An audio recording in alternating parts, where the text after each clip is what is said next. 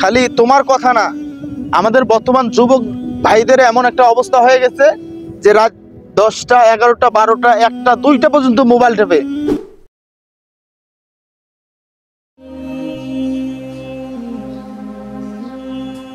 আসসালামু আলাইকুম বন্ধু, কেমন আছেন?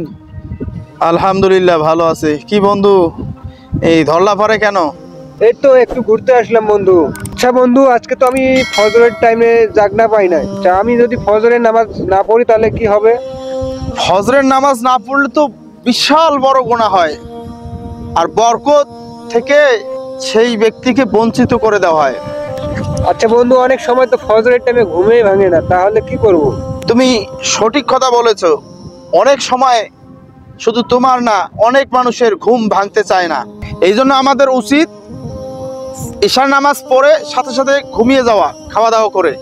যদি আমরা একটু আগে ভাগেই ঘুমাতে পারি তাহলে আমরা তাড়াতাড়ি উঠতে পারবো, এবং ঘুমানোর আগে আমরা নিয়ত করব যে আমরা ফজরের নামাজ আদায় করব। হ্যাঁ বন্ধু, চমৎকার একটা পরামর্শ দিয়েছো। এখন থেকে আমি আগে ভাগে ঘুমানোর চেষ্টা করব। হ্যাঁ, একটু আগে ভাগেই আমাদেরকে ঘুমাতে হবে। খালি তোমার কথা না, আমাদের বর্তমান যুবক ভাইদের এমন একটা অবস্থা হয়ে গেছে যে রাত 10টা 11টা 12টা 1টা 2টা পর্যন্ত মোবাইল টেপে। আচ্ছা, যে যুবক ভাইটা 2টা পর্যন্ত মোবাইল টেপে, সে কি কখনো ফজরের নামাজ পড়তে পারবে? কখনোই পারবে না। এই জন্য আমাদের উচিত ঈশার নামাজ পড়ে খাওয়া দাওয়া করে তাড়াতাড়ি ঘুমিয়ে পড়া, তাহলে আমরা ফজরের নামাজ পড়তে পারবো। আল্লাহ আমাদের সঠিক বুঝ দান করুক, আমরা আমিন পড়বো।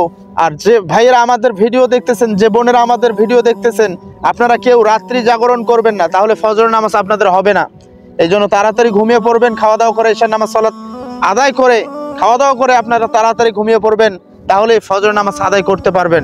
আপনার যদি ভিডিওটি ভালো লাগে তাহলে অবশ্যই লাইক করবেন, একটা সুন্দর গঠনমূলক কমেন্ট করবেন, এবং আপনার বন্ধুদের কাছে এই ভিডিওটা পৌঁছানোর জন্য আপনি কি করবেন?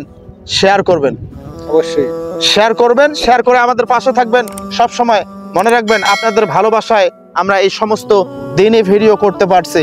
আপনারা যেমন ভালোবাসা দিয়েছেন তেমনই ভালোবাসা দিয়ে যাবেন। ভালো থাকবেন, সুস্থ থাকবেন। আল্লাহ হাফেজ।